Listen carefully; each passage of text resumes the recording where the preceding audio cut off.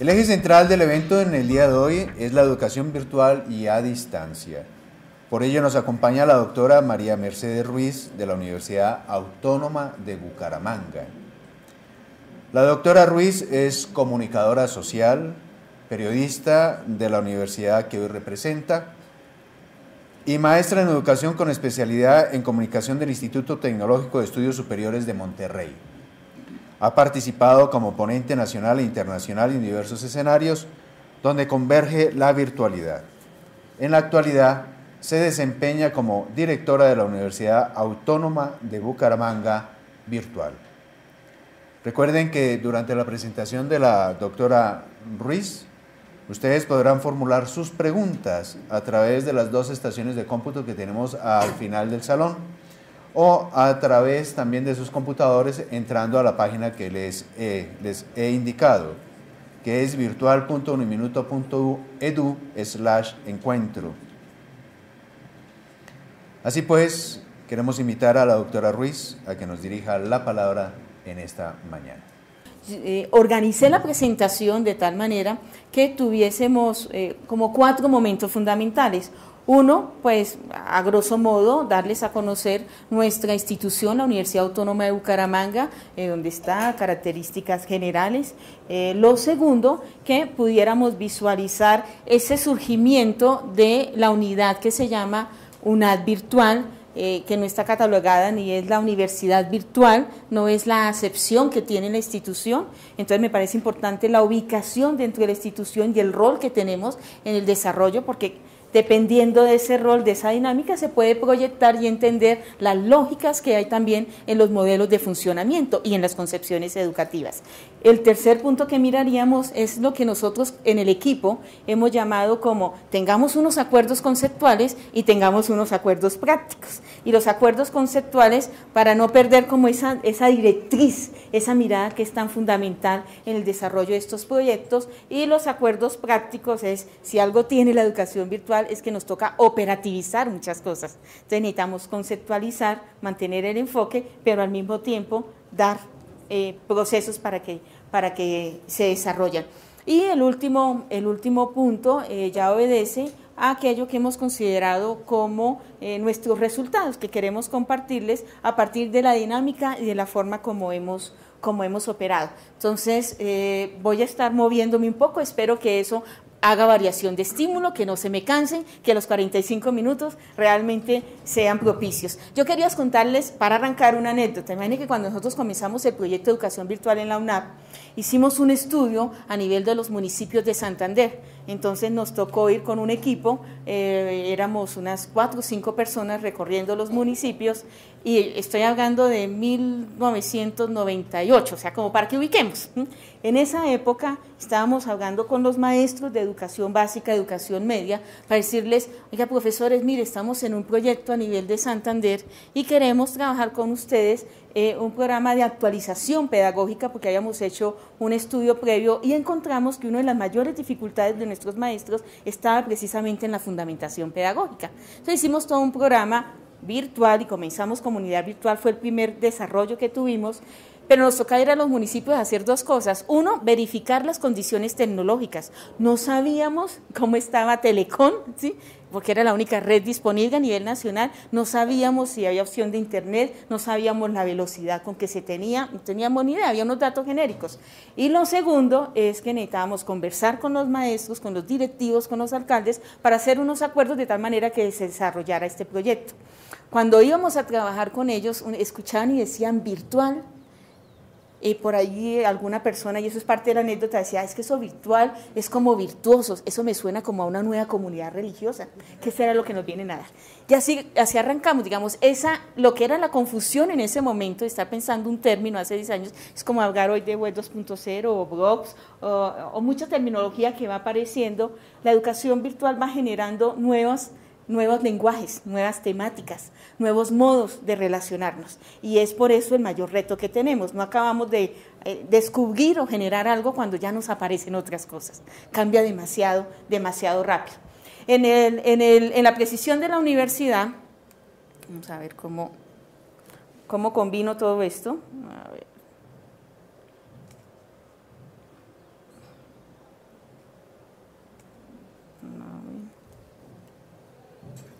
abajo.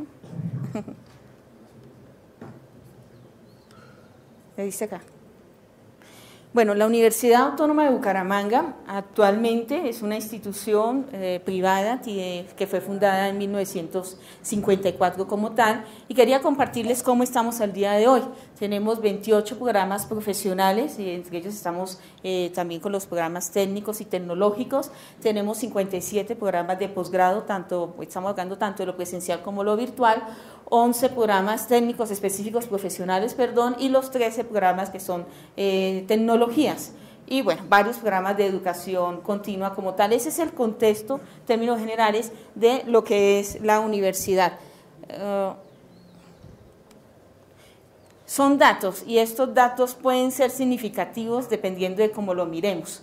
Y pueden decirnos cosas. Nosotros comenzamos a trabajar lo virtual desde el 99, y el mayor reto es cómo logramos que los docentes en primera instancia entiendan qué es educación virtual y cómo funciona.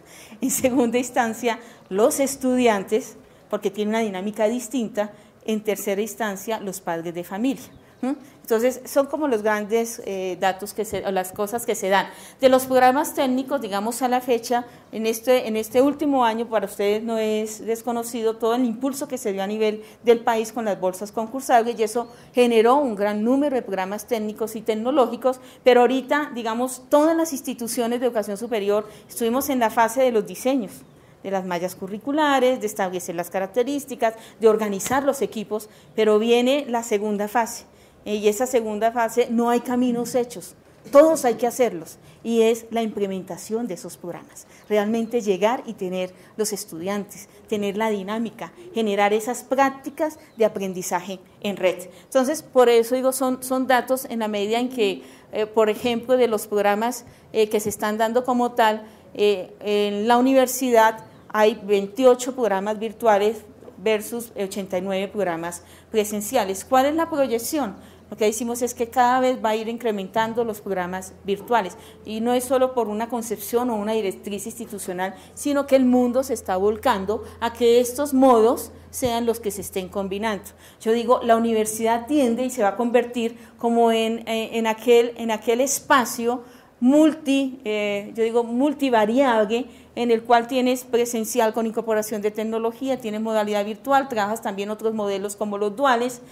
Cada vez es más universal y abierta la universidad a múltiples formas de enseñar, a múltiples modelos también para aprender. No va a haber un solo esquema, no va a haber una sola forma, y esa es la riqueza y es lo que nos está permitiendo las nuevas tecnologías. Estos son como datos significativos.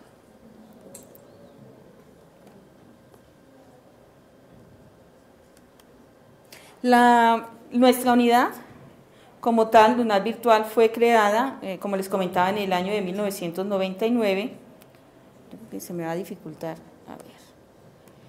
Y nosotros aparecimos como una unidad académica que tuvo el impulso inmediato de la dirección, de la rectoría, y eso facilitó el desarrollo. Entonces digo, nosotros tuvimos una partida de bautizo, nos quedaron en el 99 como una unidad, nos dieron un equipo, un recurso humano, unas directrices, y comenzamos bajo un proyecto a generar todo el concepto. La primera discusión que nosotros tuvimos es, vamos a hacer educación a distancia, vamos a trabajar educación a distancia, y la decisión de la institución es, vamos a trabajar educación con nuevas tecnologías, nos vamos a orientar específicamente a la formación virtual.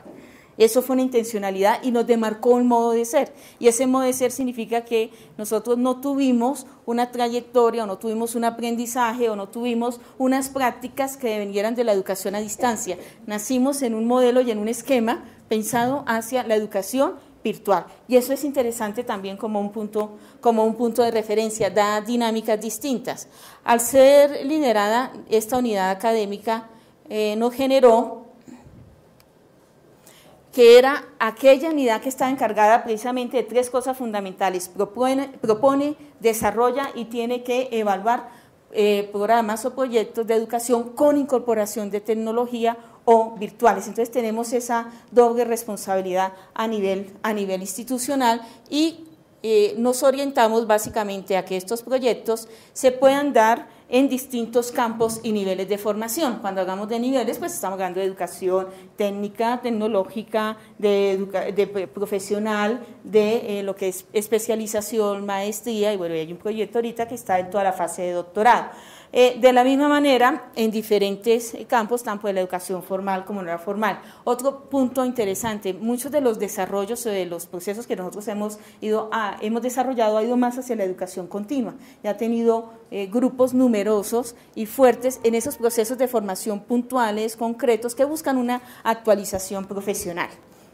Nuestros objetivos como tal son 4. Uno, que contribuyamos a la modernización realmente de los procesos educativos. Para eso surge esta unidad dentro de lo que es la Universidad Autónoma de Bucaramanga. El segundo objetivo es que podamos fortalecer la construcción de una comunidad académica alrededor de la educación con nuevas tecnologías, y esa comunidad académica nació de, lo primero que tuvimos que hacer fue un programa de formación para docentes. Entonces, simultáneamente en ese 99 que comenzamos con el diplomado en pedagogía para los docentes de educación básica y media, también en la universidad se comenzó la especialización en educación con nuevas tecnologías, y esa especialización tiene 3 ejes fundamentales. Uno, en la parte comunicativa, porque es parte fundamental del desarrollo de lo que hacemos, es una concepción y tiene que ver con nuestra metodología.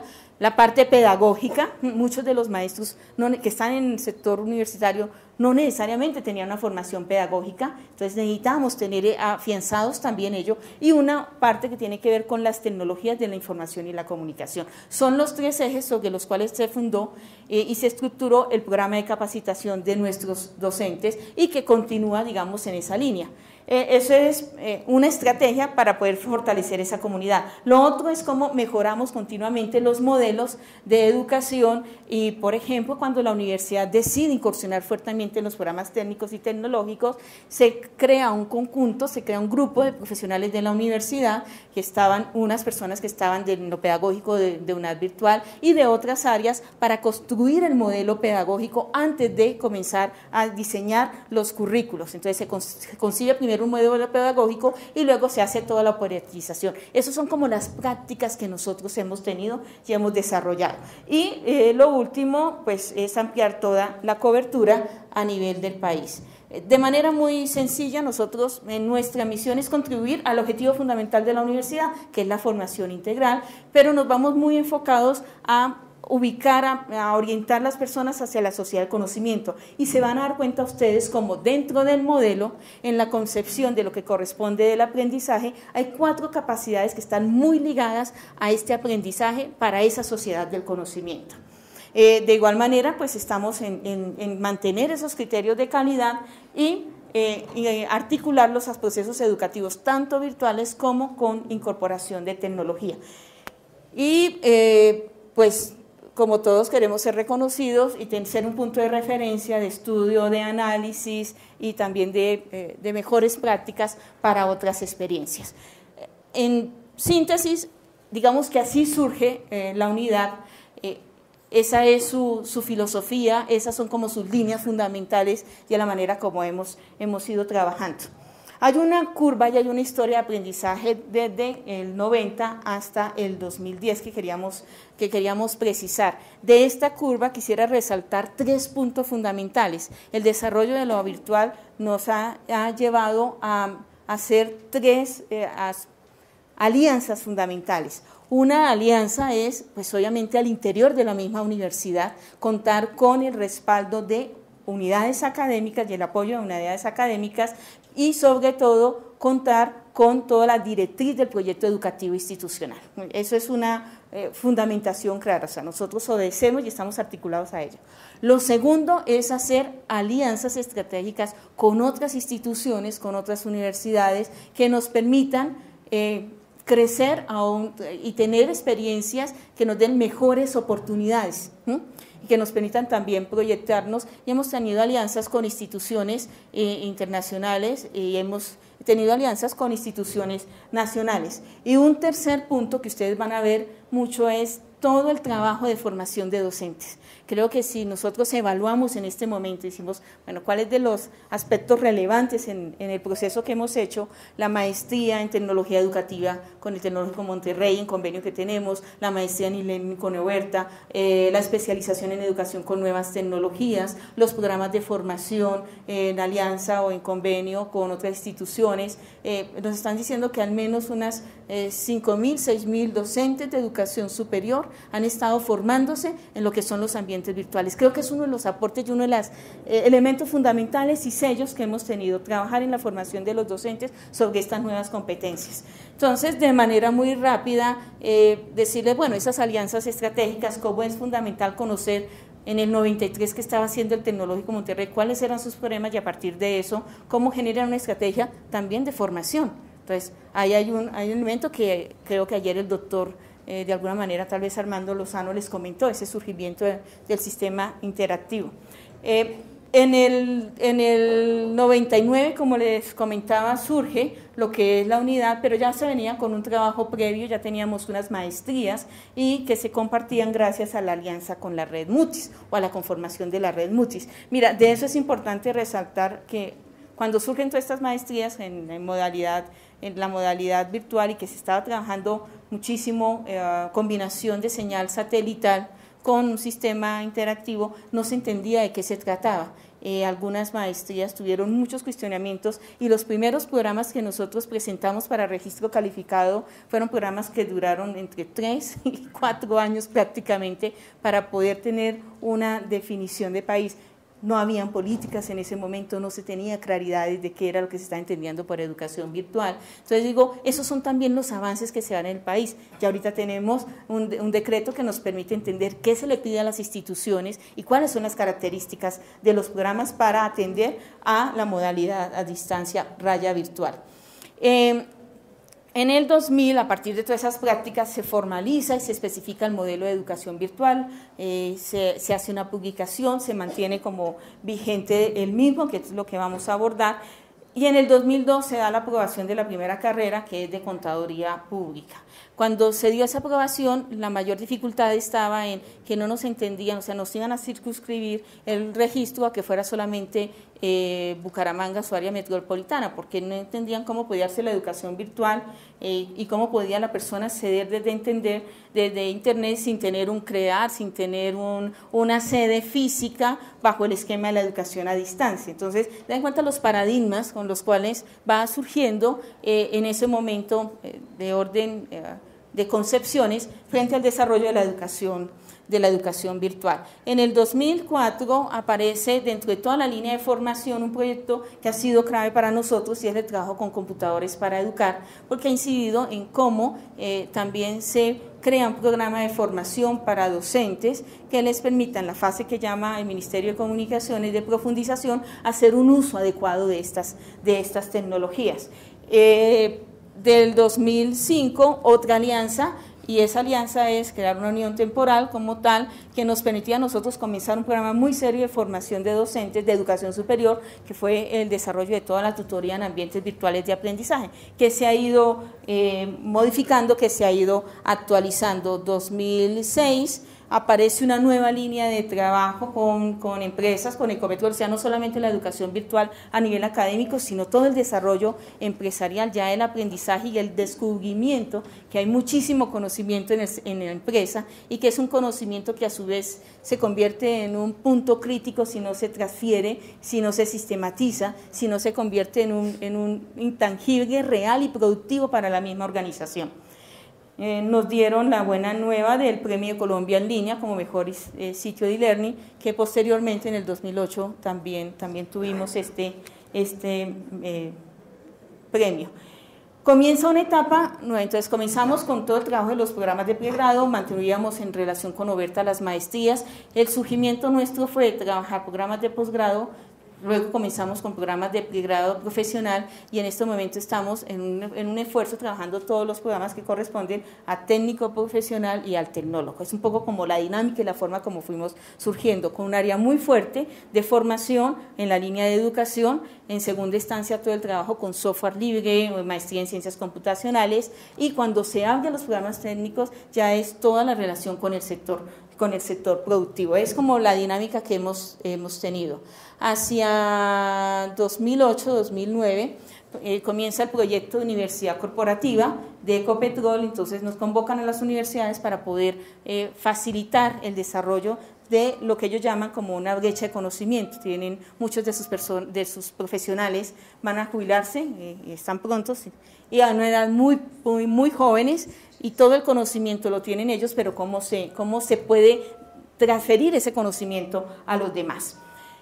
Y en el 2009-2010, entonces viene todo un trabajo intenso, continuando con toda la formación de los docentes, con tecnología web 4.0 en relación con el Ministerio de Educación, viene todo el trabajo de tutoría en ambientes, que se hace más necesario todo un diplomado en técnicas didácticas para la educación virtual. Entonces, de cuenta que el eje es siempre formación de docentes, estar muy al día para que los docentes tengan los conceptos, los conocimientos, las habilidades y las actitudes hacia este nuevo paradigma. Es creo que lo representativo como tal de lo histórico, de lo que estamos. Los nuevos retos es cada vez mayor flexibilidad, cada vez buscar que tenga el maestro mayores formas de hacer seguimiento a sus estudiantes, mejores formas de iteración, mejores mecanismos o herramientas para el aprendizaje.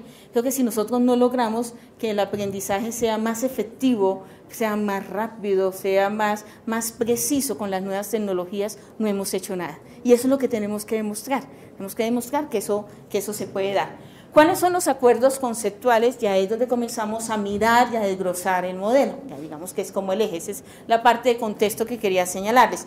Ahora vamos a esa combinación de nuestra segunda parte. Como tal, hay unas claridades que nos surgieron en el grupo. Entonces, cuando designan a un equipo que tiene que liderar un proyecto nuevo en una universidad, lo primero que tener es acuerdos para que esos acuerdos puedan transferirse y replicarse a nivel institucional, y lo que digo, y tener muchos aliados dentro de la institución. Eso es lo que genera la dinámica y que nos permite participar. Y el primer acuerdo era, bueno, ¿de qué estamos partiendo nosotros? Y estamos partiendo de una concepción o de unos puntos claves respecto a cómo entendemos nosotros la educación. Y ahí quisiera señalar unas ideas fundamentales. Primero es que la educación como tal la entendemos nosotros como una acción que es consciente, que es intencionada y que obedece una voluntad.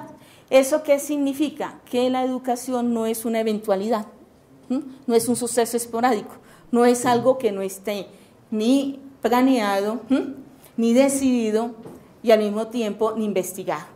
Entonces eso genera que todo el proceso de educación virtual cumpla con esa condición, ¿sí? ¿Cuáles son las decisiones que tomamos? ¿Cuáles son las planeaciones que hacemos? ¿Y cuáles son las investigaciones, llamémoslo, los seguimientos sobre ese proceso de aprendizaje? Primera condición, no hay en este proceso de educación nada que no haya sido previsto. Y eso es lo que buscamos, preverlo sin que tener un esquema en el cual nos permita o nos reduzca la flexibilidad que requiere todo programa virtual. Segundo punto fundamental, y es que en el proceso educativo, esa acción educativa se ejerce desde afuera por una influencia, y esa influencia la hace otro, y lo hace otros en un contexto. Es un segundo elemento que nosotros tuvimos muy claro para el desarrollo de ello. Y de ahí que se hable de esa acción de tutela.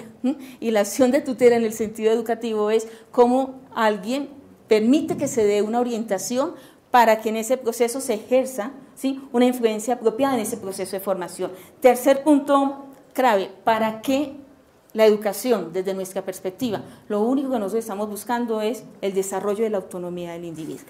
Ese es el objetivo y ese es el trayecto de formación, pasar de esa heteronomía a un proceso de autonomía. Eso es el aprendizaje, el aprender a aprender. Eso es en última lo que buscamos, no llenarnos de conceptos, sino de la posibilidad de desarrollar nuevos conceptos. Y el cuarto punto que para nosotros fue fundamental y que tiene que ver muchísimo en la línea es que este proceso como tal es ante todo una relación interpersonal y por lo tanto es una acción comunicativa. Y como acción comunicativa se da y es posible gracias a que existe una relación interpersonal. De ahí que para nosotros la metodología o el eje fundamental de nuestro modelo de educación virtual sea la comunicación educativa. Ese es como uno de los componentes claves porque está en consecuencia con estos puntos de referencia que tienen que ver con la educación. En esa relación que se da con el otro, buscamos que ambos crezcan, que ambos permitan desarrollarse en su condición humana. Y ese crecimiento no es no está ni como una acción estratégica ni como una acción instrumental. Me refiero a que yo no me relaciono con el otro, ¿sí?, para que sea objeto de, ni para valerme de él para conseguir otras metas, sino que me relaciono con el otro porque lo respeto, porque lo valoro, porque lo reconozco como persona en su saber y gracias a ese reconocimiento podemos construir juntos. Ese es el esquema, digamos, es el punto de referencia sobre el cual trabajamos la educación virtual. De ahí que para nosotros sea tan importante la relación del docente con el estudiante y de ahí que hablemos de que un docente atiende un determinado número de estudiantes, porque está con ellos. Está en una relación con ese equipo o con ese grupo de personas. Y lo otro es, bueno, ¿y ahora cómo vamos a entender lo virtual? Y en lo virtual hay todas las acepciones que quieran. Podemos ver una interpretación y dice, bueno, puede ser algo que existe pero que está en potencia, algo que puede ser, pero que todavía no es. No es la condición de la educación virtual. Lo segundo es que podamos ver lo virtual desde todo lo que tiene que ver con el lenguaje digital como algo que está en potencia, pero que se actualiza precisamente cuando se accede a él, cuando yo entro ahí se actualiza. Pero tenemos, son posibles acepciones con las cuales se puede mirar lo virtual, pero tenemos otra que para nosotros es la que más se acerca referente a lo virtual y es que lo que se está haciendo en esta acción son diferentes, se crean escenarios de aprendizaje. Y esos escenarios de aprendizaje se crean gracias a que utilizamos o nos apoyamos en las tecnologías de la comunicación y de la información. Y al apoyarnos en esas tecnologías lo que estamos generando es la posibilidad de que se dé la autonomía del otro. Pero ¿cómo creamos esos escenarios de aprendizaje? Y ahí es donde viene el sentido de para qué las tecnologías o el sentido de lo virtual. Dice, si la educación es una acción intencionada, la educación no se simula, es una acción real, concreta.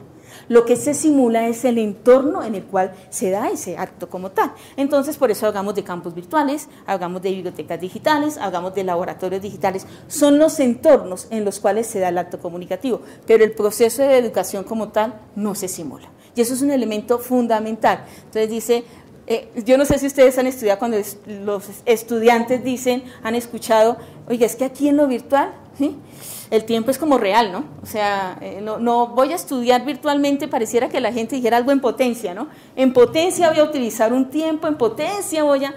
No, es concreto, hay que disponer de un tiempo, se requiere unos procesos. Mire, una de las características que nosotros señalábamos, que las tecnologías nos condicionan mucho ese tipo de relación, ese tipo de encuentro que se da. Cuando comenzamos nosotros en Europa se estaba hablando de modelos con uso de tecnologías que eran sincrónicos, porque tenían tal tecnología que podían utilizar, como estábamos ahorita con el padre, un sistema de sala de conferencia para que en lugares distintos pudiésemos estar compartiendo de manera sincrónica una situación determinada. Pero en 1999 Colombia, pues ¿cuál sincronía? Se ve todo asincrónico. Entonces, en tiempos distintos, para lograr un proceso de aprendizaje, desde lugares distintos. Hoy hay un término muy interesante que haga esto, sincronía, las tecnologías nos lo permiten, la sincronía también, pero también nos permiten que sea algo diacrónico, algo que se está dando en el tiempo, indistintamente que sea simultáneo o no simultáneo, y el aprendizaje es eso. Entonces, es una de las características importantes para poder desarrollar. Entonces, nosotros comenzamos a ver cuál es esa realidad que se representa en la educación virtual. ¿Sí? Entonces, la realidad que se representa es precisamente a través del lenguaje digital, son los objetos, son algunos de los procesos, es donde se lleva a cabo las acciones educativas como tal.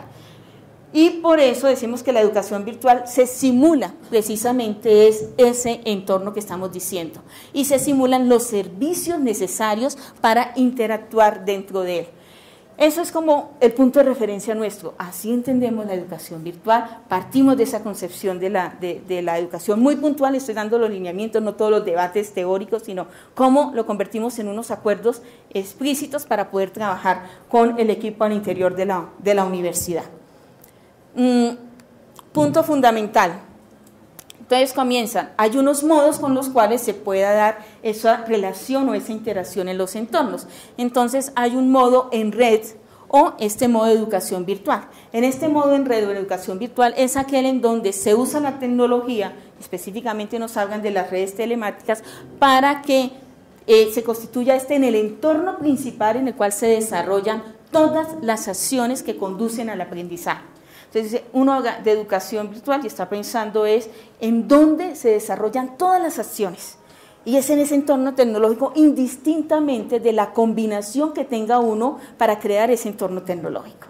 Porque podemos tener miles de herramientas, diversas herramientas, pero lo importante es que esas acciones educativas, es decir, todo lo que tiene que ver con que el estudiante interactúe con sus materiales, que tenga una interacción con su maestro, con sus compañeros, que el estudiante pueda generar procesos, y procesos de evaluación se están dando en esos entornos, que el estudiante pueda no solamente buscar información, generar sus actividades de aprendizaje, se da en esos entornos. De ahí que nosotros tomamos esto como referencia, ¿sí? En nuestro modelo estamos hablando de esa red o educación virtual que se da precisamente porque todas las acciones educativas suceden en un entorno, y es un entorno que está organizado por esas redes telemáticas, en donde no se excluye la presencialidad, pero la presencialidad se define en los momentos que sean pertinentes y necesarios, para afianzar, para complementar, incluso para asegurar muchos de los procesos que se van dando en ese entorno. Sin embargo, no es tomar la decisión de lo presencial por creer que no nos funciona lo virtual, ¿sí? Eso es un mito, puede ser también un error. A veces decimos, bueno, vamos a hacer un proceso de inducción, pero invitémoslos aquí, porque pobrecitos no van a ser capaces de entender las tecnologías. Yo creo que nosotros mismos tenemos algunos paradigmas frente a eso, o sea, asumimos la modalidad y en algunas cosas somos coherentes con la modalidad y en otras cosas como que venga aquí y acomodamos, ¿no? Entonces, primera cosa, hay que ser muy coherente con lo que se está dando y creer muchísimo en los procesos y que el aprendizaje siempre busca una manera natural de darse. A nadie le podemos limitar el aprendizaje. La gente siempre busca la manera de aprender. Eso va desde que uno está antes de. Entonces, me parece que es un aspecto fundamental resaltar acá. Lo virtual no excluye lo presencial, pero lo hace a uno muy responsable de tomar las decisiones sobre cuándo utilizar lo presencial, para qué utilizar lo presencial, cómo utilizar lo presencial, y no convertir en un modelo, digamos, mixto, no porque no sea válido, sino porque combinamos espacios presenciales con espacios virtuales sin tener la claridad o el criterio de saber por qué. Eso es lo único que digo, siempre sepamos por qué lo vamos a hacer y seguro nos va a ir muy bien en esa combinación.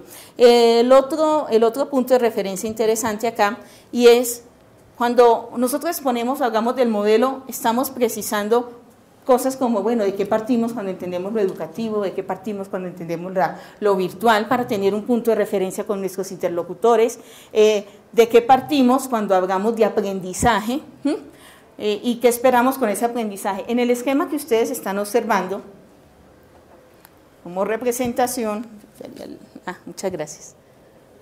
A ver si aquí... Bueno, quiero compartirles un par de cosas sobre esto. Primero, que eso fue un debate, ya vamos a hablar de aprendizaje abierto, y ustedes lo escuchan, aprendizaje abierto, enseñanza flexible, ¿no? Ya le parece una frase que está ahí. ¿Por qué abierto? ¿Qué es lo que permiten las redes telemáticas? Permiten que realmente el estudiante genere su ritmo de aprendizaje. La pregunta es si nosotros estamos preparados para que el estudiante siga el ritmo y no se lo pongamos nosotros. Eso es como el esquema de referencia. Siempre hay, en un sistema flexible, uno podría entrar en el momento que considera pertinente y salir cuando considera que está listo. Pero entonces, ¿cómo hacemos la administración de lo académico? se nos vuelve inmanejable. Tendría que ser una institución tan, digamos, tan hábil y tan distinta administrativamente que permitiera que la flexibilidad se diera en su totalidad. Pero hay otros esquemas y hay otros niveles para ir trabajando la flexibilidad. Entonces, el aprendizaje abierto es precisamente hacer flexible aspectos que se dan en el desarrollo del proceso de aprendizaje del estudiante. Y en el caso de la educación virtual, por ejemplo, suceden varias cosas. La primera cosa que sucede es que, querrámoslo o no, el estudiante va tomando decisiones sobre las fuentes, porque es que el profesor no es el único. Hay otros modelos. Aparentemente tenemos un curso en una plataforma cerradito, digo con llave entre comillas por las claves, pero eso no es cierto. El estudiante da un clic y está en el ciberespacio. Y en el ciberespacio puede encontrar comunidades de práctica, puede encontrar o consultar expertos, puede tener redes distintas que le ayudan y que le abren la puerta. Entonces, aquí hay una cosa muy interesante y es que él va tomando decisiones sobre sus fuentes. Ahora, ¿cómo le ayudamos a que valide esas fuentes? ¿Cómo le decimos al estudiante que aprenda a determinar la credibilidad y confianza en la fuente que está consultando para que no nos convierta en el rincón del vago y demás? Que es donde tenemos algunas dificultades. Entonces, toma decisiones sobre sus fuentes, toma decisiones sobre el ritmo. Tú le dices, bueno, hay diferentes esquemas, pero vamos a desarrollar este proceso en 20 semanas, pero desde el inicio, por lo menos en el modelo que nosotros trabajamos, el estudiante tiene todo, tiene todos los materiales dispuestos. O sea, el estudiante, incluso alguna vez hicimos un ejercicio y muchos estudiantes lo primero que hacen es llegar y mirar cuáles son las tareas. Nunca cuáles son como los objetivos o cuáles son los propósitos o cuáles son las competencias. Cada uno se metía por lados distintos y así tuviésemos una estructura nosotros, ningún estudiante ingresa de la misma manera a un curso virtual, ni lo desarrolla de la misma manera, pero creemos que sí. Entonces, cuando uno como docente se involucra en estos procesos, el docente dice, ¿dónde estarán todos mis estudiantes? Uno por allá está en el foro, el otro se le ocurrió ir a ver tardes materiales, el otro en el correo le está consultando, el otro está en el grupo de trabajo. Entonces dice, esto hace que el aula sea tan dinámica que no todos están en el mismo lugar de la misma manera, están en lugares distintos, atendiendo precisamente a esto, ¿sí? Hay decisiones sobre el ritmo que va tomando el estudiante. Lo que pasa es que nosotros les vamos dando unos parámetros por la necesidad de hacer una administración de estos procesos. El otro punto de referencia importante es que él va tomando decisiones sobre lo esencial. Y cuando hagamos decisiones sobre lo esencial tiene la información, tiene los conceptos, tiene los escenarios para los aprendizajes, pero él va viendo hasta dónde profundiza y cómo profundiza. Uno siempre le propone al estudiante, y creo que le proponemos unos mínimos o unos básicos, llamémoslo así, pero el estudiante llega hasta donde quiera, hasta donde él desee. Entonces, esas decisiones sobre lo esencial tienen que ver con 4 capacidades que nosotros, intencionalmente de la modalidad virtual, queremos generar en nuestros estudiantes, y son estas 4: la abstracción, el pensamiento sistémico, la experimentación y la colaboración y la cooperación. Indistintamente las características que tiene todo nuestro proyecto educativo institucional, si le apuntamos a una sociedad de conocimiento, tenemos que llevar a que nuestros estudiantes tengan las competencias para esa sociedad, que tengan capacidades para esa sociedad. Y en la revisión que hicimos dimos cuenta que una necesarísima y que lleva tanta información, pero ¿qué es lo esencial? Entonces, ¿cómo me abstraigo? ¿Cómo genero modelos, patrones? ¿Cómo creo sentidos? ¿Cómo creo esquemas para poder establecer relaciones? Esa abstracción me permite tomar distancia para ver de otra manera lo que se me está proponiendo en el proceso de aprendizaje. A eso nos referimos con esa capacidad. Segunda, bien interesante, pensamiento sistémico. Claro, dividir las partes y mirar cada partecita, eso no nos funciona.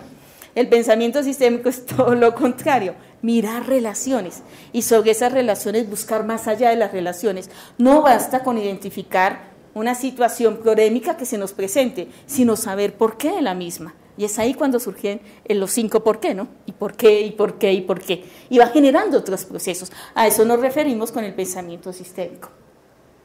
Cuando hablamos de la experimentación, es una cosa muy interesante cuando uno está trabajando en la educación virtual, y es que obligatoriamente uno tiene que hacer algo, el estudiante tiene que hacer, pero no es un hacer por hacer, es que está manipulando un computador, se está conectando, está buscando información, hay un aprender haciendo que va inmerso, no es pasivo en ese sentido, hay algo que sucede, hay algo que provoca al estudiante, y ese algo que provoca es lo que le lleva a que él tenga capacidad para tener hábitos y métodos distintos.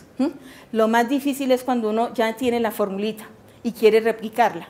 Aquí lo que estamos y debemos incentivar en todos nuestros diseños, en nuestros cursos y en la docencia, es que tengamos la opción de experimentar, de buscar otros métodos, de buscar otras formas, porque es la única manera de tener nuevos conocimientos. Si no, nos queda el conocimiento seco, rígido.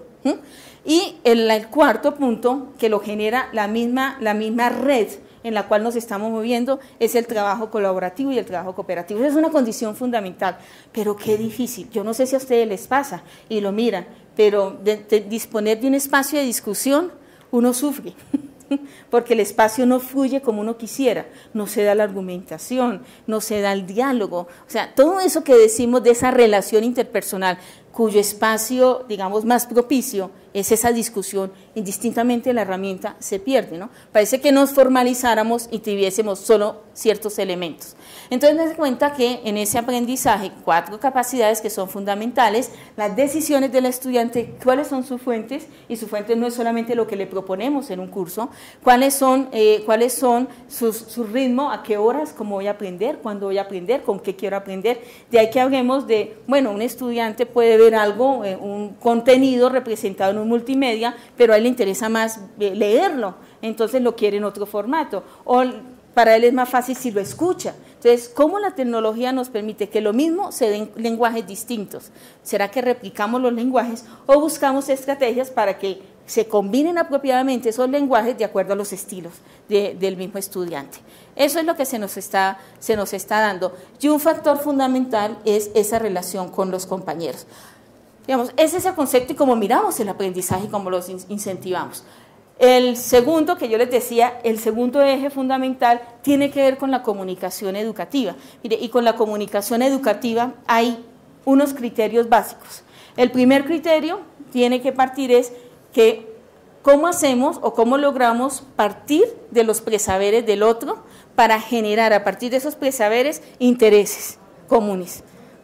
Y no partir solamente de nuestros presaberes, y eso es lo más difícil en un diseño curricular, porque somos los referentes, como los expertos, indistintamente que estemos trabajando con distintas profesiones o distintos campos o distintos ámbitos.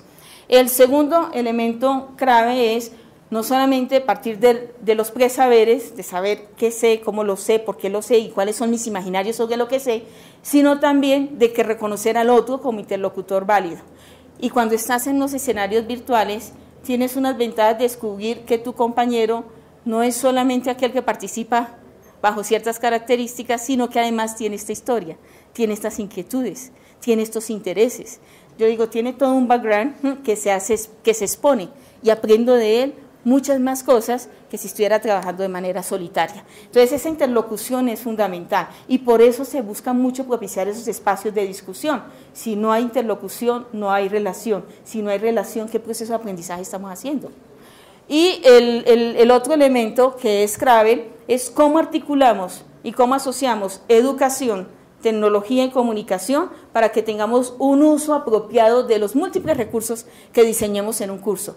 Porque yo puedo tener un recurso y usarlo una sola vez y de ahí no pasó, pero es cómo seleccionamos aquello que realmente sirva para generar algo en el estudiante. Y generar algo es porque le genera una inquietud, porque le hace de pronto recordar o reconocer cómo es su esquema mental, cómo son sus estructuras, cuál es el mapa de referencia que tiene, o porque además tiene otros elementos de referencia sobre los cuales está viendo y percibiendo el mundo. Entonces, eso es lo que referimos con este eje como comunicación. Ahora, conocimientos previos, reconocer al otro como punto de referencia y reconocerlo como interlocutor. Entonces, de una manera muy sencilla, estos 3 elementos se constituyen en los criterios que nos van dando lineamientos para todo el proceso metodológico de la comunicación. Decidimos qué medios y tecnologías, decidimos qué maestros, decidimos con qué compañeros, pero en últimas, el cómo aprende en la modalidad virtual el estudiante es cómo yo abordo los diferentes cursos, cómo abordo la propuesta, cómo la trabajo, cómo me acerco a ella.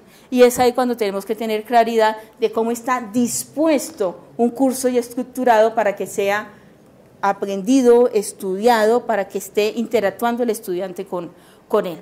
A eso nos referimos en la parte que tiene que ver con la metodología. El otro punto, el otro acuerdo conceptual clave, tiene que ver con la evaluación. Y la evaluación sí que es un punto árido, ¿no? Y es un punto árido no porque no se tengan avances en todo lo que es el proceso evaluativo, sino porque tenemos muchos mitos sobre la evaluación. Uno de los mitos, y no sé si a ustedes también les ha pasado, es que dicen, bueno, pero ¿cómo estoy segura que el estudiante no me va a copiar? Y yo digo, bueno, es que es un mito que se lo vamos a colocar a la educación a distancia, se lo vamos a colocar a la educación a la educación virtual.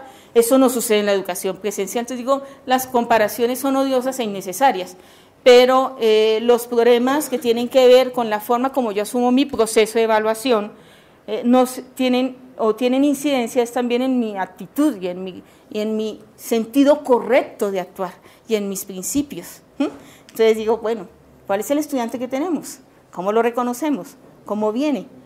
¿Cuál es su actitud frente a la vida? ¿Cuál es su relación con los otros? Entonces no es la modalidad lo que incentiva, cualquiera que ésta sea, que sea un estudiante tramposo o no, son sus bases, que llegan y se reflejan infortunadamente en los modelos educativos. Entonces me parece que ahí hay un elemento importante.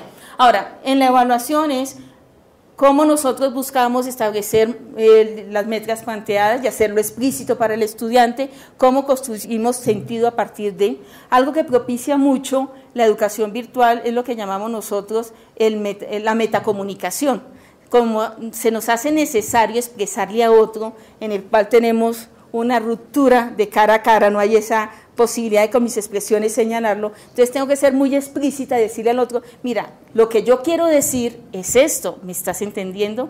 Entonces uno como que reflexiona sobre la forma de comunicación que elabora con el otro y de ahí que se dé una construcción de sentido en ese diálogo. Me expongo al otro y expongo mi forma de asumir la comunicación. Otro punto importante es que hay unos criterios claros sobre los cuales se da una evaluación dependiendo de unos criterios de realización, sobre todo en toda la formación por competencias, y en este caso es cómo logramos que el estudiante se dé cuenta en qué va y cómo va y por qué va ahí. ¿Cuáles son los logros que él tiene? ¿Cuáles son los desarrollos que ha alcanzado? ¿Cómo los ha alcanzado y cómo es explícito en eso? Pero también la evaluación es un espacio para reconocer la diferencia, lo que el otro puede hacer y yo lo hago distinto. Y sin embargo es válido lo que ambos hacemos. ¿Cómo es un espacio también de formación? ¿Qué autonomía he logrado? ¿Cómo asumo mi responsabilidad sobre un proceso? Otro punto crítico que hemos tenido en la educación virtual es si las tecnologías no funcionan por X o Y motivo, pues obviamente esto como que el problema es de las tecnologías y la responsabilidad de las tecnologías, no de una condición y una decisión humana, cuando es una decisión de uno. Entonces es mi responsabilidad, no la responsabilidad de que se me cayó el sistema, por decir algo. Y como un espacio de acreditación que ustedes lo han visto, en términos de que todo proceso que se da, hay una certificación, hay alguien que lo avala, hay alguien que determina, mire, esta persona que le damos el título es un tecnólogo, lo estamos acreditando como tal. Entonces, me parece que son los diferentes instancias o los diferentes matices con los cuales se da un proceso de evaluación, y no es uno solo, tenemos que abordar todos ellos en el proceso de educación virtual. Otro punto importante de los acuerdos conceptuales es el rol del maestro. Y en este rol del maestro señalar algunas cosas fundamentales que nosotros hemos trabajado. En todo caso, un docente virtual. ¿Qué necesita saber un docente virtual? ¿Qué necesita dominar un docente virtual? ¿Qué hace que un docente virtual sea muy bueno, sea reconocido por sus estudiantes? ¿Qué hace que un docente virtual se sienta satisfacción de ser docente virtual? Entonces, hay tres condiciones que nos damos cuenta que son importantes. Uno, que el maestro tiene que dominar el saber que enseña. Y dominar el saber que enseña no se refiere a que domino algunos temas, es que domino esa disciplina, domino esa profesión, domino y conozco los marcos de referencia conceptuales, teóricos que le dan cabida a ese ejercicio. Entonces es de mayor profundidad, es el reconocimiento de cómo o qué caracteriza una disciplina, es un nivel básicamente de epistemología, de su razón de ser, de ese conocimiento. Lo segundo es que domina en una teoría y en una práctica esto, los medios y las tecnologías, ¿para qué me sirven? ¿Cómo me sirven? ¿Para qué? ¿Y cómo puedo utilizarlas? Y no solamente de sentirme que estoy activando o desactivando algo, no, yo estoy tomando decisiones sobre cuáles son las herramientas más adecuadas y los recursos más apropiados para establecer mi relación con ese estudiante y para mantener esa relación. El otro punto importante es este proceso de enseñanza flexible. Y ese proceso de enseñanza flexible tiene que ver con los roles de este profesor. ¿Cuáles son los roles que puede asumir uno en un curso virtual? ¿O qué espera un estudiante de uno en un módulo, en un curso virtual? Miren, espera 3 cosas fundamentales. Uno, que uno sea muy organizado. Cuando se hace la evaluación de un docente, lo que más pesa en la evaluación general es este punto, curiosamente, el social. Los docentes son muy bien evaluados cuando logran establecer un clima de confianza, de calidez y de relación con cada uno de sus estudiantes en un entorno virtual. Puede que por X o Y motivo tengamos un curso que tenga algunas deficiencias, digamos, en su estructura, pero si tenemos un excelente docente que maneja estos niveles, esas condiciones previas se superan. Pero si tenemos un excelente curso diseñado con lo mejor, con los recursos, con lo que quieran, intencionalmente hecho, pero tenemos un docente que no cumpla con estos 3, hasta ahí llegamos. O sea, el docente sigue siendo el elemento, perdón que lo llame así, fundamental de un proceso de enseñanza, y en lo virtual lo es aún más. Y nos exigen, muy organizado, ¿quién determina las reglas de juego de un curso? ¿El docente?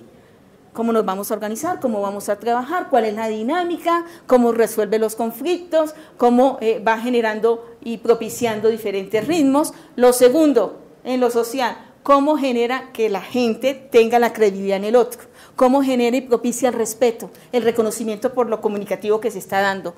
Ese es un componente fundamental, la credibilidad y la confianza. Si no hay un espacio de credibilidad y confianza, no hay comunidad. Y si no hay comunidad, no hay relaciones interpersonales. Y si no hay relaciones interpersonales, no hay formación, no hay aprendizaje. Ese es el ciclo que se nos da. Y el otro elemento fundamental, en lo intelectual, ¿qué se espera del maestro? Pero mire lo interesante que nosotros vemos que se espera de él. Un maestro nunca dice cómo hacer las cosas y la da como única opción. El maestro conversa, sugiere, propicia, problematiza, pregunta, te da vestigios. Si estamos en la línea de desarrollar la autonomía, pues yo tengo que permitirla, y para permitirla tengo que incentivarla. Y incentivar esa autonomía es que el estudiante tome sus decisiones, que pueda discernir, que pueda explicar sus puntos de vista, que pueda argumentarlos. Solamente que el maestro tiene que darle pistas, tiene que darle parámetros, tiene que saber cuándo es oportuno intervenir y cuándo no es oportuno. Uno ve mucho que de pronto un estudiante dice, uy, pero no acabo de escribirle y ya el profesor me está respondiendo. Yo digo, bueno, ¿qué le responde? Ahí en la respuesta uno puede ver muchas cosas. Respondo porque estoy sugiriendo o respondo porque estoy controlando. Entonces, date cuenta, a veces podemos perdernos en ese sentido. Entonces, lo que se está buscando en este nivel es conversar, es sugerir, es problematizar, es preguntar. La experticia se une, la experticia del maestro, el conocimiento del maestro a todas las inquietudes y dinámicas que adquiere un curso virtual. Todo curso virtual es distinto, así tengamos los mismos parámetros. Tiene diferentes estudiantes, diferentes condiciones, diferentes intereses, y hay una situación específica del maestro en ese momento. Y todo esto es lo que nos genera ese proceso de comunicación. Entonces, en síntesis, un rol del maestro en lo virtual, ¿qué esperamos de él? ¿Sí? Que sea muy organizado y es doblemente exigente, que tenga un rol social, que sepa interactuar con los otros y que obviamente sepa de lo suyo y sepa incentivar el aprendizaje de lo otro y que el otro llegue a hacer más de lo que es antes de ingresar a ese curso. Es como la dinámica que se da ahí. El otro punto importante que tiene que ver con nuestro modelo es ya el uso pedagógico de medios y de tecnologías. Entonces, repasando, hemos visto concepto, de dónde partimos para entender la educación, qué entendemos como educación virtual, cuál es el referente de la educación virtual, oye, ¿cómo estamos entendiendo el rol del maestro? ¿Qué es lo que hace el maestro en este modelo de educación virtual? ¿Qué es lo que yo espero del aprendizaje de los estudiantes? ¿Qué tipo de aprendizajes o capacidades necesito intencionalmente generar? ¿Cuál es la metodología que voy a utilizar? ¿Por qué el eje sigue siendo la comunicación? Y en este último elemento vamos a hablar de esos medios y esas tecnologías. En esos medios y en esas tecnologías comenzamos a ver algo bien interesante y que pues personalmente me encanta, y es por qué o qué tiene que ver la comunicación aquí. Y la comunicación no referida únicamente a que tienes unos medios y unas tecnologías, sino referidas a algo más de la disciplina, y es que tienes unos lenguajes y tienes una estructura.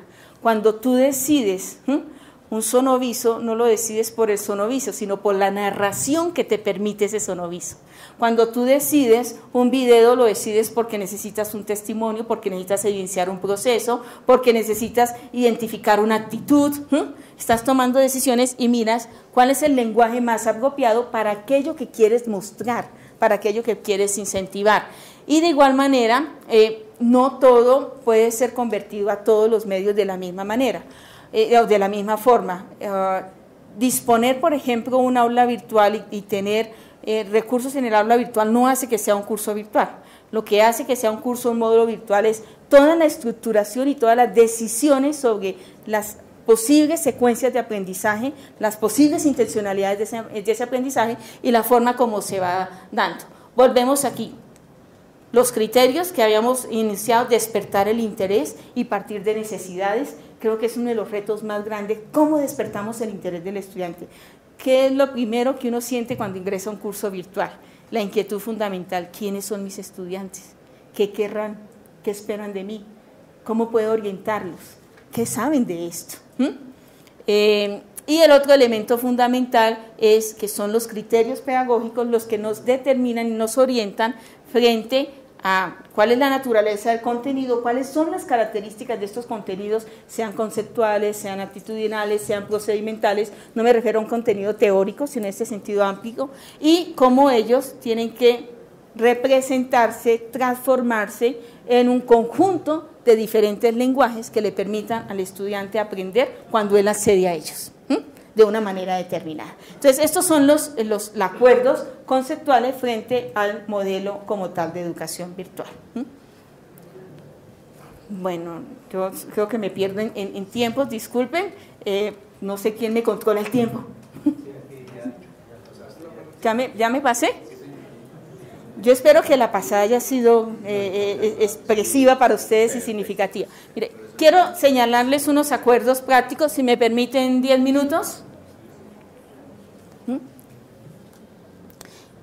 Para mostrarles a ustedes un elemento que les decía de los acuerdos prácticos. ¿Listo? Ahí está la teoría, ahí está el referente, pueden verlo, pero elemento clave, primero tener y constituir un equipo de trabajo que entienda esto y que lo replique.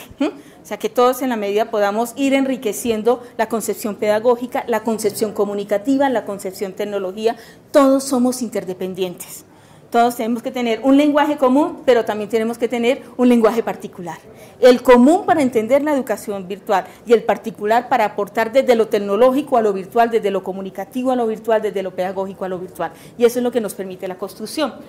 En estos acuerdos prácticos, nosotros, pues, por esa concepción del modelo, que es una construcción y que estamos trabajando muchísimo la comunicación educativa, pues tenemos una manera también de hacerlo.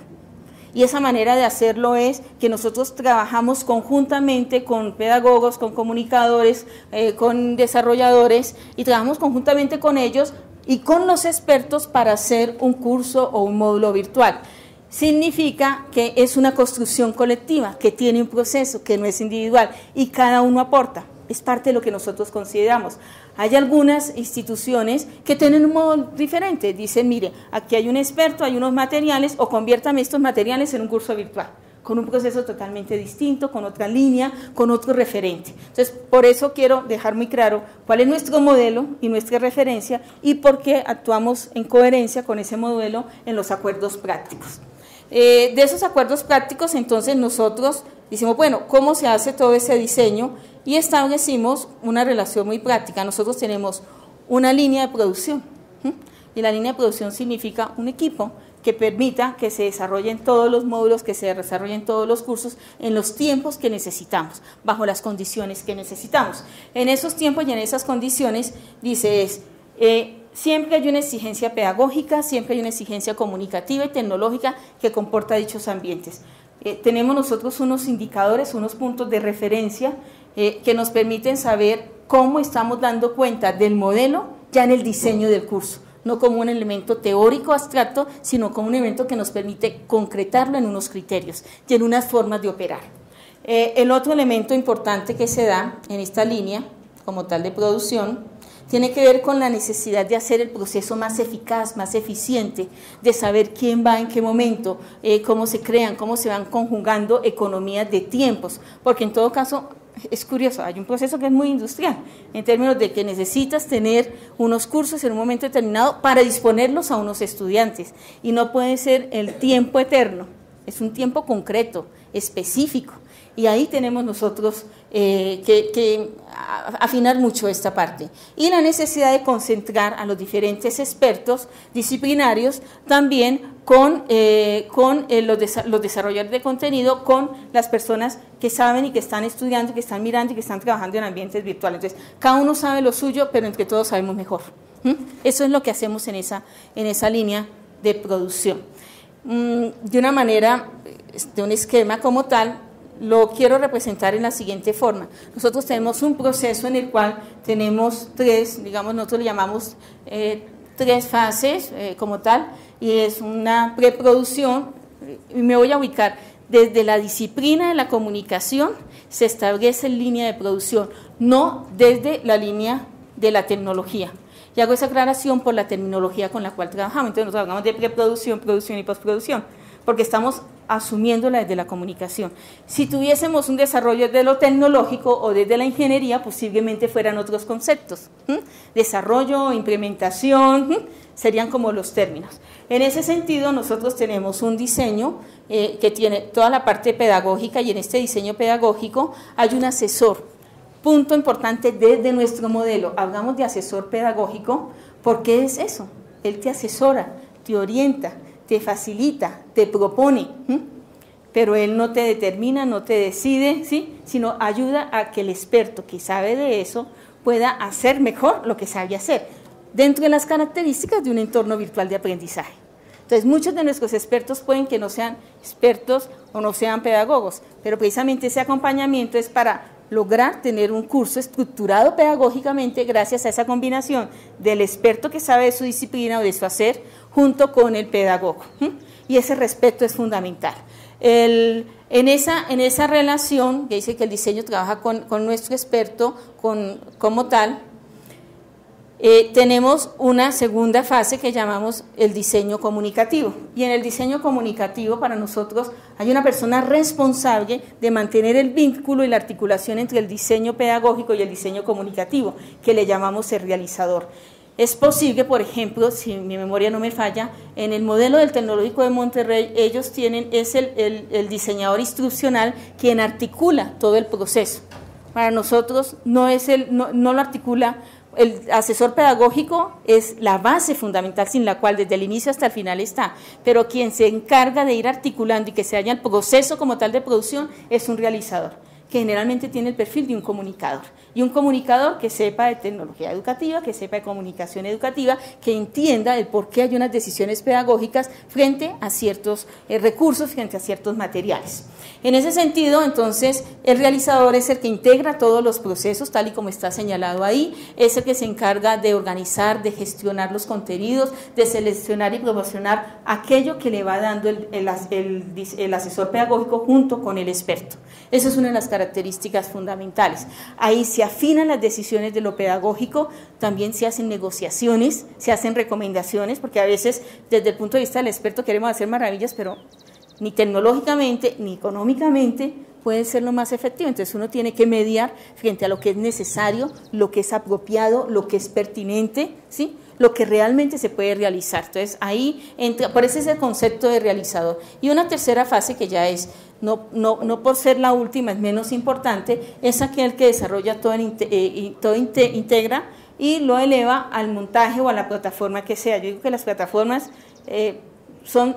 hoy tienes una, mañana tiene otras, no es lo fundamental es cómo tienes estructurado metodológicamente el diseño de un curso para luego, yo digo, volcarlo, vertirlo en un entorno tecnológico determinado, bajo los estándares que quieras trabajar. Entonces esa es como la dinámica que nosotros tenemos. Entonces, cómo vamos a diseñar y producir un curso, cómo vamos nosotros, cuánto tiempo lo vamos a hacer. Entonces sabemos que dependiendo de una relación de créditos, que nosotros no podemos pasar de tener cursos que requieren mínimo en un ritmo determinado del docente. Hay cursos que los puedes desarrollar en 3, 4 semanas y hay otros que tienes que desarrollarlos en 3, 4 meses.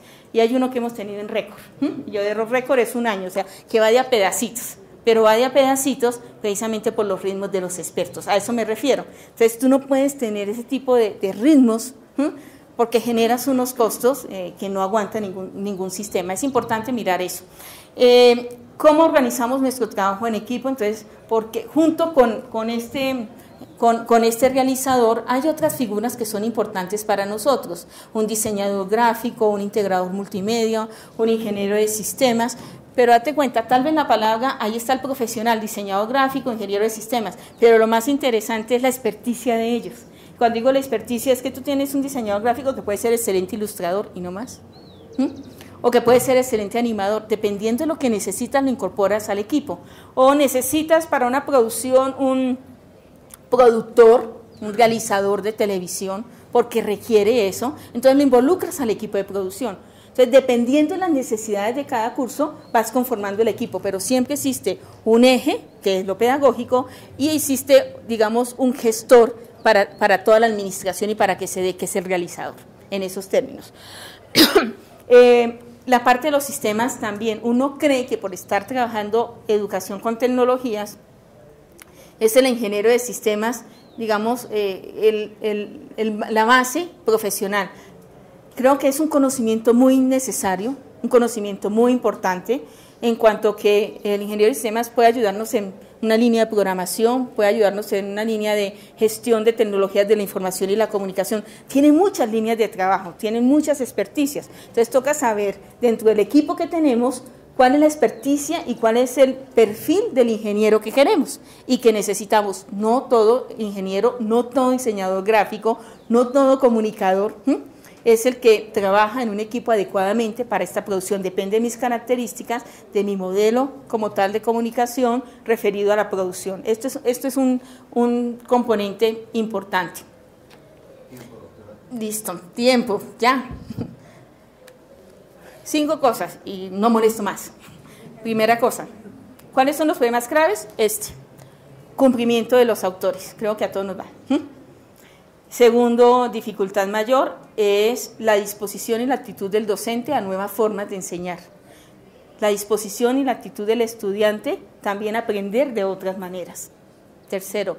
Cuarto, lo difícil que es tener cursos que sean sostenibles eternamente.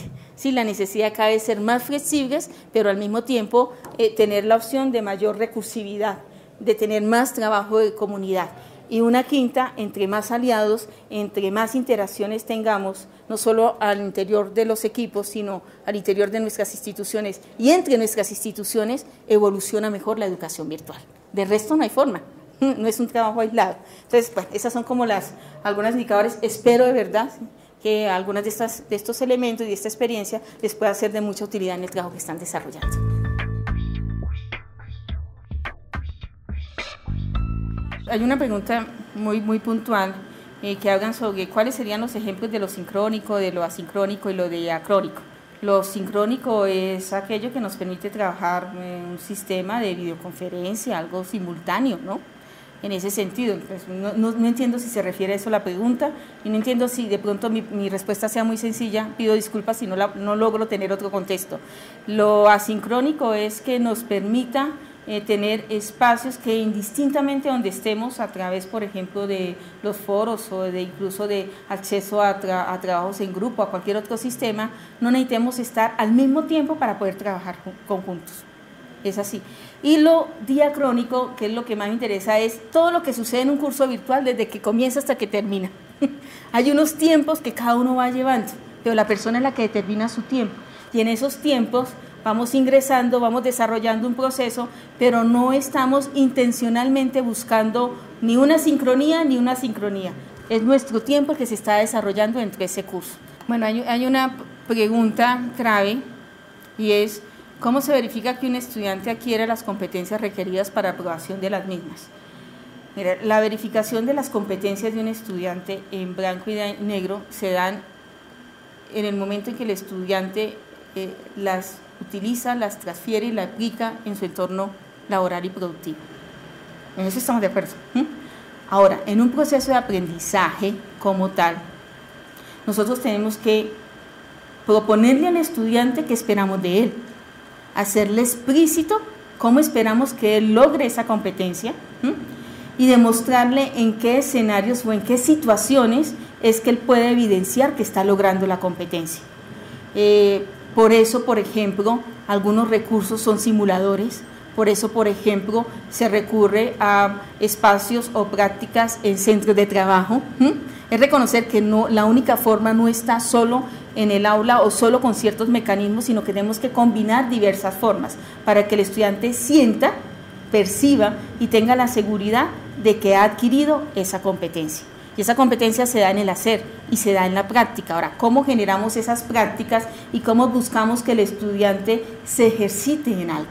Que creo que es la mayor complejidad. Solo pensamos que alguien se ejercita porque observo que se ejercita, o genero la posibilidad en el estudiante que él desarrolle esos ejercicios de múltiples formas. Creo que el asegurarnos de que la persona adquiera la competencia es que demuestre que sabe hacer lo que dice o esperamos que él sepa hacer, en unas condiciones específicas. ¿Y cómo no lo demuestra? Cómo él desarrolla sus actividades, cómo enuncia los procesos que hace, cómo él mismo manda un registro de lo que ha realizado, cómo da cuenta de lo que ha hecho, ¿sí? Entonces, la competencia o todo aprendizaje es observable, pero es observable a través de qué recursos y a través de qué medios. Es un poco como para atender esta inquietud. Obviamente, y hay competencias que no podemos asegurar única y exclusivamente desde un entorno virtual, y en eso hay que ser claro. No, todo lo virtual genera esas competencias, pero yo creo que la discusión más interesante cuando comienza un diseño curricular es determinar que si ese perfil profesional logra adquirir esas competencias en un entorno de aprendizaje como el virtual. Y ahí es donde se conjuga la combinación entre los expertos, las profesiones y quienes conocen los referentes sobre los modelos de aprendizaje a través de los entornos. Y esas son las discusiones que luego nos evitan dolores de cabeza, porque decimos, oiga, esto es posible, esto no es posible, o esto, no sé, ya está para ser virtual, pero ese ya está cuando se decidió y cómo se decidió. Entonces, ahí es donde viene, digamos, el punto más importante. Por eso decía, la educación es algo intencional y planeado. Y esa intencionalidad y esa planeación no se da cuando se diseñan los módulos, se da cuando se decide qué programa curricular va bajo la modalidad virtual, o va bajo la modalidad mixta, o bajo la modalidad de educación a distancia. Esos son los referentes interesantes. Bueno, es una pregunta muy puntual, me dicen si hay salidas pedagógicas. Yo creo que todo el curso es una salida pedagógica, y perdón que esa respuesta. Ahora, trato de entender a mi interlocutor, dice, bueno, si hay trabajo de campo o alguna verificación o algo así. Y digo, nosotros tenemos dos esquemas en esta historia de lo virtual. En la especialización, por ejemplo, en educación con nuevas tecnologías, tomamos como opción que finalizando cada trimestre, si el estudiante quería, iba a la universidad y tenía un taller presencial. Pero el objetivo del taller presencial era que pudiera utilizar e implementar técnicas que de manera local no podía hacer por la infraestructura de la universidad, ¿sí? Entonces, nos ha sorprendido mucho, porque siendo voluntario, la gente va, porque es que quieren conocer la universidad, quieren conocer a su profesor, quieren saber cómo es esto, quieren conocer sus compañeros, y ha sido una cosa bien interesante. Por ejemplo, hoy tenemos el tercer encuentro presencial de estudiantes virtuales. No es obligatorio, pero llega gente de todo el país, simplemente porque quieren conocerse. Entonces, es la necesidad de de saber quién es el otro impera y cómo opera. La otra es que, por ejemplo, en los programas técnicos y tecnológicos, pues hay unas prácticas específicas, y en esas prácticas específicas hay unas prácticas que también se llaman unas prácticas comunitarias y tienen una responsabilidad, y unas prácticas que se dan en un sector empresarial y tienen obviamente una responsabilidad, y hay unos laboratorios que no se pueden trabajar virtualmente porque tienen unas implicaciones de seguridad en cierta área. Unas condiciones de seguridad, unos materiales que manipular que pueden ser peligrosos y que necesita el aval y el acompañamiento de alguien experto. Entonces, en esos casos es cuando se toma la decisión de trabajarlo, avisarle al estudiante y saber que no son 500 horas, sino que es un momento puntual y preciso de su proceso de formación. Entonces, ahí espero haber atendido, pero no es que todos los módulos tengan que tener explícito esas prácticas en sitio, hay otras maneras de desarrollarlas. Cuando son necesarias hay que hacerlas, y hay que buscar en las condiciones. Creo que esta pregunta tiene que ver con lo anterior. ¿Cuándo se decide que la presencialidad es necesaria? Dependiendo de mi intencionalidad. Hay una presencialidad que es de socialización, más no de aprendizaje, pero si no hay esa socialización, tal vez el grupo no esté dispuesto a aprender. Son dos cosas distintas. Hay otra presencialidad que es necesaria porque solo tengo los insumos en esas condiciones para poderlos manipular. No puedo simular esas condiciones. Hay que trabajarlo. Entonces, el modelo y las características de esa disciplina y las características de esa profesión y de ese oficio son los que me determinan qué hay que hacer y en dónde hay que hacerlo. Entonces, esa es como la respuesta ahí. Una que me encanta, bienestar universitario. Me parece que es un campo potencial que tenemos todos y un reto para la educación virtual. ¿Cuál es el manejo de bienestar universitario desde lo virtual? Miren, el manejo de lo virtual es cuando nosotros establecemos la relación con el Departamento de Bienestar Universitario, está reglamentado. Hay unas cosas que todo bienestar tiene que dar en términos de salud, en términos de acompañamiento al estudiante, en términos también de promoción de actividades culturales, de actividades deportivas. La pregunta que nosotros siempre le hacemos al departamento es ¿cómo podemos dar lo mismo a un estudiante que no está en la universidad? Entonces, por lo menos lo que nosotros hemos trabajado y ha sido muy difícil es asegurar cosas mínimas del estudiante frente a su seguridad social, por ejemplo, la póliza que los cubre, es asegurar al estudiante a través de las mismas redes de bienestar universitario que son muy fuertes en nuestras instituciones de educación superior, otras opciones, y en el caso de psicología y en el caso de medicina trabajamos muy preventivamente a través de un diseño que hicimos conjuntamente entre la unidad virtual y bienestar universitario para atención de consultas psicológicas y consultas médicas en los niveles que la ley lo determinan y bajo unos márgenes de seguridad, pero toda su funcionalidad y administración lo hace bienestar universitario, los médicos son los que ellos designan y para cosas específicas que se pueden dar. Digo, yo creo que hay muchos retos todavía en bienestar universitario, es decir, ¿qué pasa con la educación virtual? Que hace repensar todos los servicios de la institución educativa. Es que es pensar desde cuando un estudiante decide estudiar, entonces cómo le doy información, cómo se inscribe en línea, cómo hago pago en línea, cómo me contacto con alguien que me asesore sobre cuál es el programa más adecuado, por qué me conviene ese programa, cómo estudio en esa modalidad, ¿será que yo voy a ser capaz con esa modalidad? ¿Será que sí es para mí? ¿Será que ese programa de verdad tiene que ver conmigo? Y voy a ver a los profesores y quiénes van a ser mis compañeros y cuál es la universidad. ¿Cómo me hacen la inducción? ¿Cuándo me van a evaluar? Y son 20.000 preguntas que el estudiante hace. ¿Cómo me matriculo? ¿Cómo puedo participar en los eventos? Yo soy buenísimo cantando, no se nota aquí, pero bueno, soy buenísima. Entonces, ¿cómo me va a potenciar la universidad? Pues si está contribuyendo a mi formación y es integral. Entonces, ¿cómo contribuye al desarrollo de mis expresiones culturales? ¿Cómo contribuye a crear una cultura del deporte, de lo sano, de lo saludable, de mis hábitos, del reconocimiento de quién soy en esa parte? Entonces, digo, ese es un ejercicio que hicimos y mire, curiosamente en ese ejercicio lo más difícil es que el estudiante lo utilice, porque los paradigmas, ¿será que eso es confiable? ¿Será que puedo hablar con él? Y uno diría, lo piden más, o sea, fue creado curiosamente para estudiantes virtuales, pero lo usan los estudiantes presenciales, porque hay una cierta relación de confidencialidad que para ellos es importante. Entonces, digo, lo que se abren son nuevas oportunidades para ofrecer el bienestar a todos nuestros estudiantes, y tenemos los retos de esos servicios.